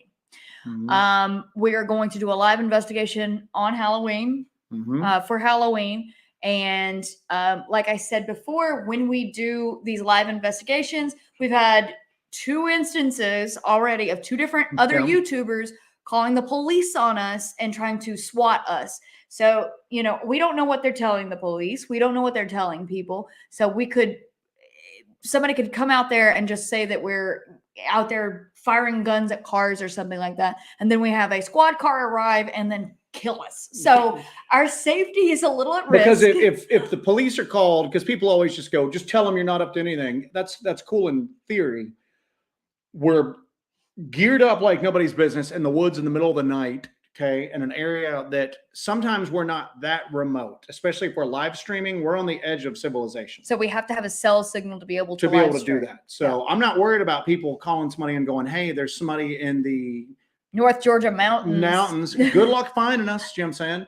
But in some of these areas, you know, like cemeteries, stuff like that, where we would live stream from, there's a good chance that Forestry Service could show up, whatever law enforcement division's responsible for that area, they show up. We're running around in the dark with like red flashlights, and then all of a sudden they show up. We're armed. I mean, we're not visibly carrying, but we're still armed. There's potential for shit to get real fast. You know what I'm saying? So now it's become a real safety issue for us. So we've decided this is kind of our compromise on it. We were going to stop doing the live investigations, on-site, remote live investigations. And we were going to take the weird stuff private. But we were going to stop doing that. We were going to stop doing it altogether because it was getting too dangerous. And these a-holes were reporting us and calling the police and dropping dimes on us. And it just got kind of scary for us. So we are going to continue with the channel. But this is our compromise on it too, because it's also become a huge time and money commitment. Something's got to break at this point for it to continue the way that it's going. Yeah. So, and you know what? I've watched not a million, but I've watched several YouTube channels kind of sit there and kind of go through the same spiel that we're kind of going through right now. And all I want you to think about is that what have we put out so far for people? What have we done so far? The equipment that we brought to bear on it, the fact that we've been willing to go out, just the 2 of us, and we're very field investigation centric. The Monday night shows are just for us to sit with y'all and shoot the breeze. What we do is field investigations. Yeah. And it's to the point now where we can keep doing the same old stuff, but we want to grow it. And we're either going to grow it by killing the channel and focusing all of our resources on growing it just for ourselves, and then occasionally release stuff, or at least try to take people up on the offer that we've resisted so far. Yeah. So we're going to take it. And guess what? If 20 people sign up to assist us, then we know that we'll have 20 people that we can openly share stuff with, and we'll be able to grow with it. Everything that we've made off this channel has gone back into it. Like Jessi said, we just bought a new Psionics Pro. We'll showcase the equipment, but it's getting to the point now where we're at a crossroads. We're going to try this and see how it works out. And Bristol has a good point here that a paywall will help weed out a bunch of the detractors, but more importantly, it'll help fund you guys. Yes, it's very important. Joe and I are working ourselves to death. We both have jobs, full-time jobs, and we do this full-time. So we're working ourselves to death on this stuff. So it's killing us. So because it's just grown to the point that we're having trouble managing that, and we're trying to do more. I mean, we have so many other things that we want to do with it. Other people are sometimes doing live streams from areas, but we're going out to areas. Thanks to Steve Causey, our buddy Steve Causey, who was at the conference. We didn't even mention getting to meet him. Steve Causey looks like the coolest guy in the world. Steve Causey, I don't know what we were expecting from Steve Causey, but we got something totally different. Steve Causey looks like he should be like, like a villain in Roadhouse. You know what I'm saying? Yeah, he's the head not of the villain, not even the villain. He looks like the cool dude that comes in to save the day at the end of Roadhouse.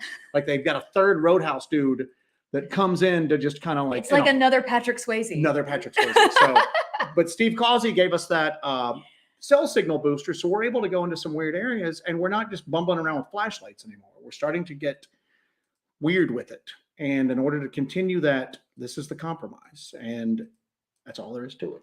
So Joe's going to be doing an OnlyFans. That'll be a JoeNlyFans. Kim said that. Did you see Kim say that, or did you both say that? Oh, we both said it at the same time. So.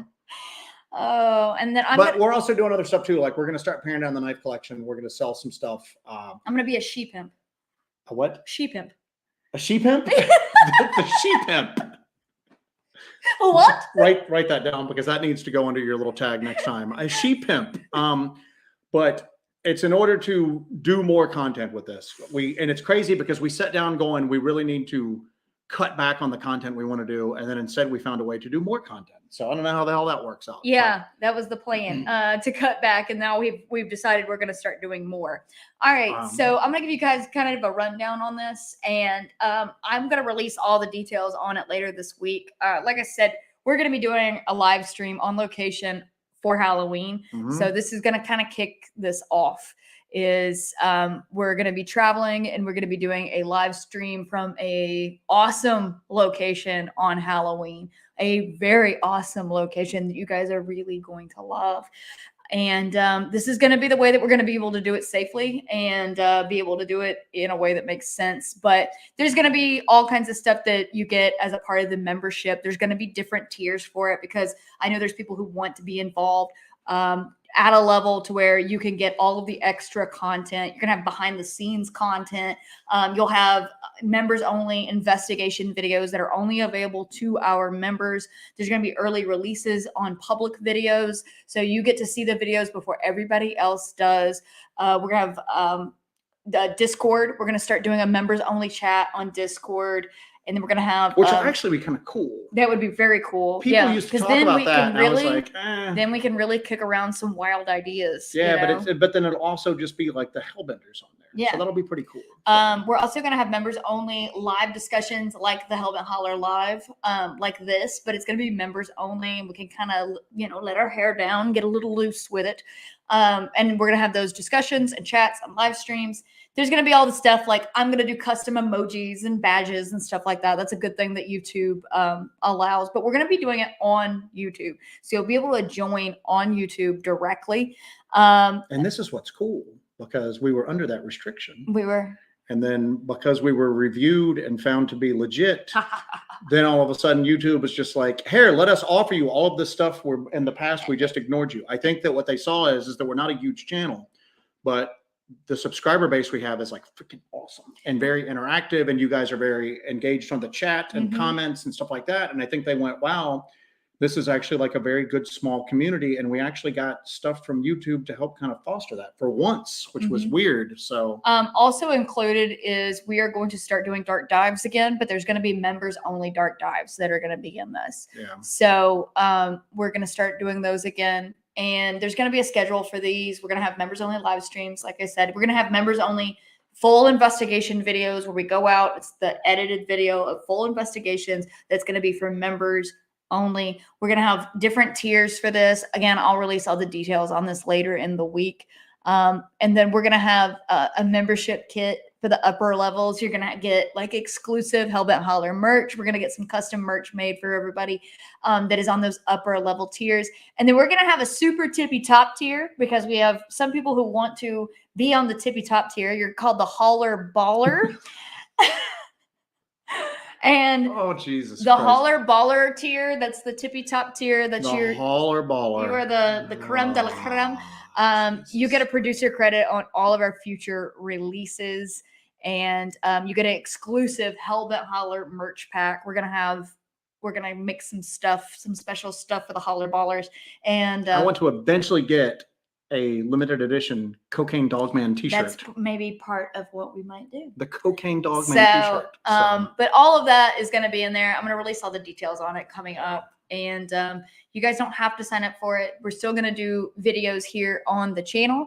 But we're going to really focus on our members section. And there's going to be a members only behind the scenes, like photo galleries from our investigations. We're going to share behind the scenes videos, and we're going to have a members only community page that I'll be updating very, very regularly. So we've got like weird, and again, this is not just like, hey, buy this membership and just sit around and watch us talk like every week, you know. There's some weird stuff that we want to try to get into doing. Jessi wants to start doing a form of CE5, which they use to supposedly draw in UFOs. She wants to do that on the ground to see if she can attract physical crypto hominids and humanoids, entities, whatever you want to call them, on the ground.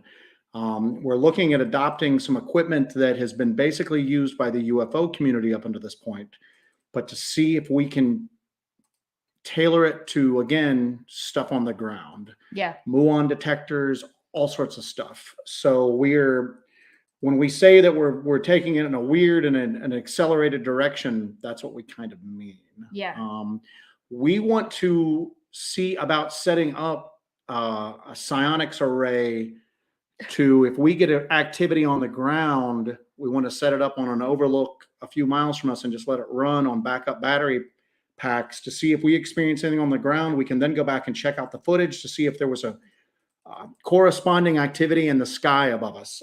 We don't think anybody's really looking at this like cross spectrum. Everybody's looking at little narrow slices. And we want to start to just kind of like meld it all together. And to do that, it's going to be extremely time consuming, extremely difficult, but it's going to mean that this is the best path to go forward. Yeah, this is the only path to go forward. If we want to continue to grow this and to continue to experiment with this stuff, we're going to have to do this. That way I can create time to do this. If we keep going at the rate we're going, we're both going to be dead in a few months just because we're just both, we can't get all the stuff done that we want to do. Apparently the holler baller was exceptionally well received here at this point. Did I just call you and just say, I got it? Holler baller. Yeah, that's been pretty much the, yeah. So, anyway, yeah, holler baller. Everybody's talking about the holler baller. So there we go. So anyway, and be careful with the CE5 stuff. We're dealing with some crazy stuff, but I was resistant to it, and I've always been resistant to it. And I'll tell you why, is because to me, there's no difference between CE5 and some dude in like a starry robe and a pointy hat sitting in a circle of salt conjuring demons, whatever they're conjuring at that point. And I've always said that. However, we're getting to that point. In order to move the envelope, we're going to have to push the envelope. We're going to have to push boundaries. We're going to have to do some stuff that I think is probably not the wisest in certain regards, but it's necessary in other regards. We got to get weird with it. We got to get weird with it because, again, the thing that struck us at the conference, and Kim and Grace and Grizz and everybody that was there, Tammy, if you guys are in here, y'all can back it up, is that we walked away just going, this is why, let's just use the subject of Bigfoot. This is why we haven't seen any growth decade after decade after decade after decade, is because it's all just the same stuff. It's the same people saying the same things, doing the same stuff. And it's disheartening. And it's time for something different and new beyond just words, beyond people talking about doing different new stuff. We need to do different and new stuff. Yeah. We've been toying with that idea, I think, up until this point, as much as we've talked about it. I don't think we've kicked it into high gear. Now it's time to kick it into high gear. Yeah. So it's time for us to really push the envelope. So if anybody has a line on some uranium, reach us. You're not supposed to solicit uranium. That's rule number 6 on YouTube. Do not solicit uranium. Do not solicit uranium. All right. So we're gonna go over all this. I'll go over all that later in the week after I hammer it all out. But I just wanted to let you guys know that we are going to do that. So that also means that we might be cutting down a little bit of what we offer on the channel to the mass public. So if you want the goods, you got to. We're still going to do stuff. Don't get me wrong. We are still going to do stuff on the channel, but it's just that we're going to ramp it up, and there's going to be more coming, and we're not going to put all of that out just for people to mass report just because they think it's funny because we've irritated some a-hole. So good job, Joe. Good job, Joe, and did a pretty good job tonight. So we just want to let you guys know about that. Like I said, you guys can take a look at that when I get it out. And if you don't want to sign up, you don't have to sign up. It's okay. It's okay. We just want to be able to offer more for the people who want to contribute to this whole project. And if you don't want to, knock yourself out. We'll still do the stuff we're doing right now. Yep. Jenny Calabrese, do you watch our videos outside of the Monday Night Lives to see if we have ever seen a portal opening? The thing that we talk about every Monday, the light that we saw in the woods on the burning light video that Jessi thinks was a portal that I think was something else. We are going to need 1,000 compasses shipped to an undisclosed location. You need to put 300 trail cams. We do need to do an episode of the most, and it's so crazy talking about unrealistic stuff with such a sensational topic as the one we deal with here, but still, there we go. But that's one of them. You all need to put 300 trail cams up in your area. And I'm just going, all right, an average trail cam, you could get those cheap ones for like $50, but now I don't think you can get a trail cam for under $100. Mm-hmm. So we're looking at $30,000, 300. I see the math numbers. Joe's tired, man. Heck, Joe's tired. Joe's tired. So, but all right. So what do we got? We're coming up on the end of the night. Yes. So if you guys want to chime in with anything right now, anything Sugi says, try to stop me from being a holler baller. I dare you.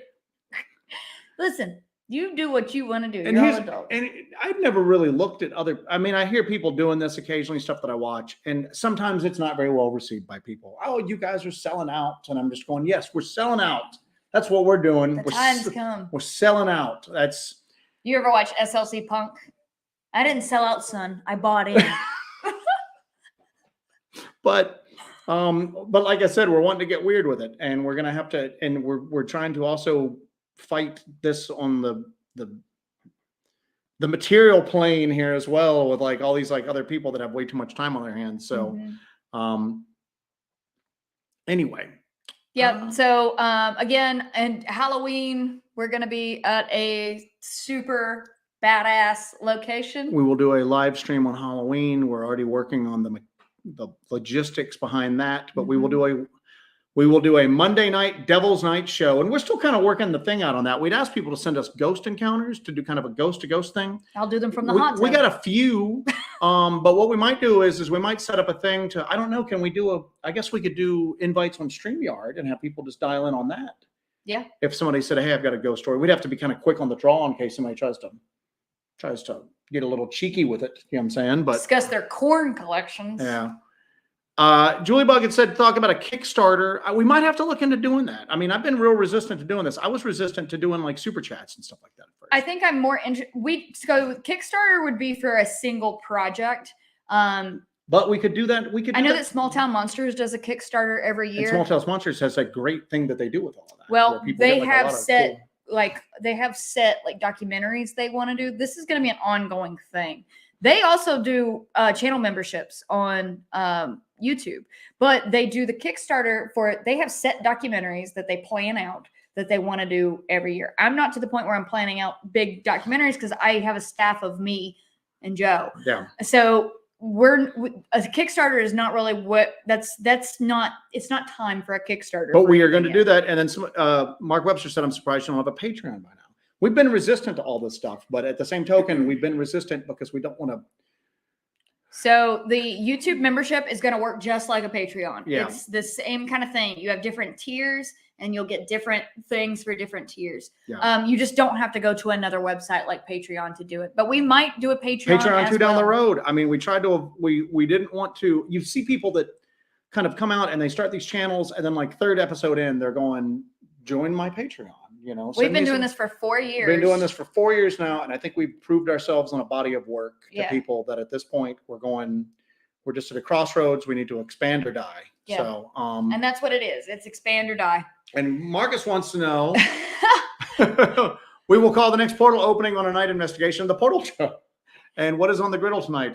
Nothing's on the griddle tonight because we haven't had a chance to go to the store. We've been out of town, so we have no food in the house. We have no food in the house tonight. I found a box of gluten-free macaroni and cheese that I had for lunch. Yes, so we literally came back from the conference, pulled our gear out, did a gear reset, charged everything, reorganized everything, went back out to shoot stuff for this documentary. Yeah. And then we're back, and now we're getting it ready for the Halloween extravaganza. So no food in the kitchen, just piles of equipment boxes, and where we have it all staged up. We got Dooster's cookies for dinner. Dooster's cookies for dinner. The 3 that are left, because we've been eating cookies the whole time. All right. So anybody else has got anything at all? So, yeah. So Susan C says, doesn't YouTube take a big hunk of the money when you go through them? They take like 30%. It's 30%. But it's the only way to anybody you do it through takes a chunk of money. Also,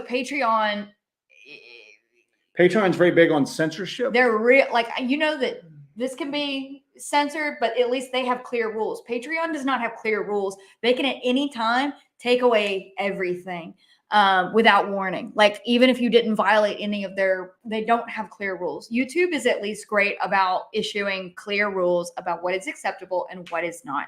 So we can at least follow that kind of guideline. Patreon, they're allowed to just take it away at will. So, yeah. You can boil down cardboard for a nice soup. #feral. So, and you know what? Elon Musk needs to buy YouTube. There was talks at Twitter or X or whatever it's called now. Was going Unfortunately, X videos is a corn site. So he can't call it X. He can't call it X videos? No. Well, he kind of trapped himself with that there, didn't he? Yeah, so, he didn't really have time for the coronationing of himself. So I'm sure he didn't realize it. Good Lord Almighty. Peanut butter, building rockets. All right, so we are going to start. Oh, Michael Chun had a question. Have you ever seen a staircase in the woods? Yeah, we have. A lot of times, especially in this part of the country, they would make concrete slabs to build their houses upon, and then they would have concrete poured steps. And when the land was taken to make the national forests, the house would eventually crumble away to nothing, but that foundation would still be there. Yeah.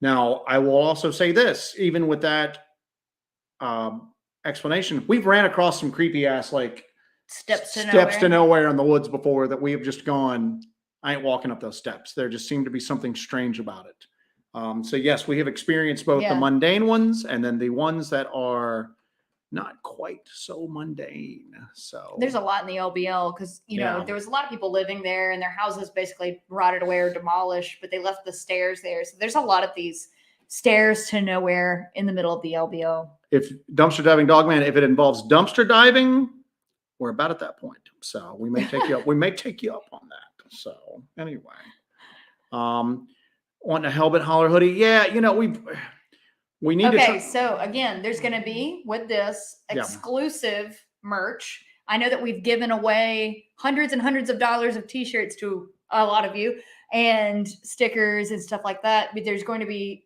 new stuff, new styles of stuff that will be a part of the benefits for this stuff. So if you are up on that upper tier, the Holler Ballers, they get some cool stuff. And I just got a great idea for something that is going to be insanely unique and hilarious that I think some of our Holler Ballers might receive as well. The Holler Ballers. Jesus. Yeah. When I tell you, Joe, you're going to laugh. You will laugh. You will laugh. You will laugh. You will cry. So, all right. So we're going to be wrapping this up, guys. Everybody's got anything else to speak now? Yep. So we're going to do last call on this. We've missed you all. We're glad to be back on Mondays.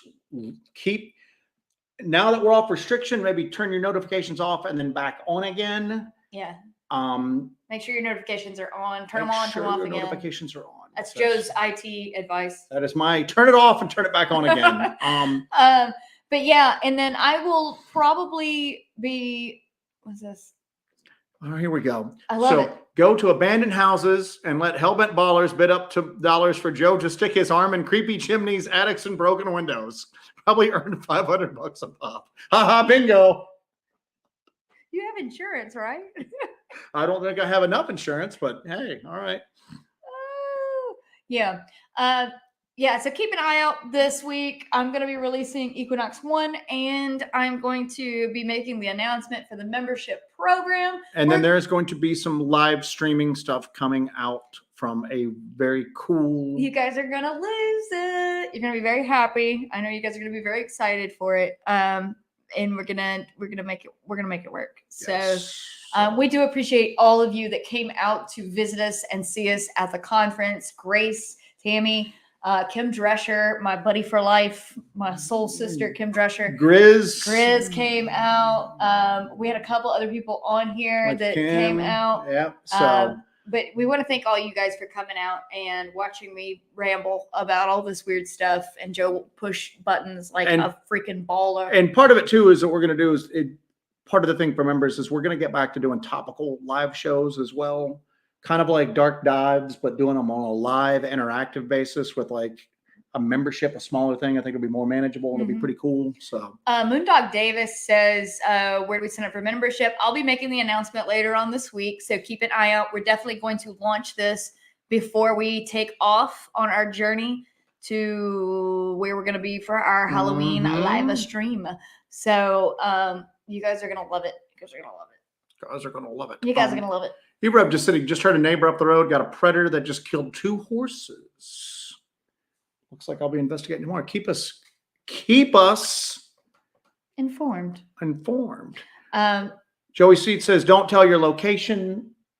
Gotta tell the location. Gotta tell the location. But guess what? Here's the other thing too: is that we're tired of curtailing our efforts because of the actions of other people. Yeah, we're not going to do whatever the hell we want to do, and we will if we have to. And the membership thing will be a way to kind of mitigate some of that risk, but we're tired of walking on eggshells and trying to curtail what we want to do. We're going to do what we want to do. I would like to say, if you don't like me, bite me, but I will have to charge extra for the biting. Yeah, there will be extra. So no, but yeah, we've got to announce that because that's part of the fun. But we are not going to stop anything. Can't stop, won't stop. We almost did several times, but we're very spiteful people when it comes to this stuff. So you know what? We're contrarians. So here we are. We're carrying on. Spite will carry us on. We're common sense tells us to quit. So, but we really appreciate you guys being part of this tonight and joining us. I know we've been gone for 2 weeks from you.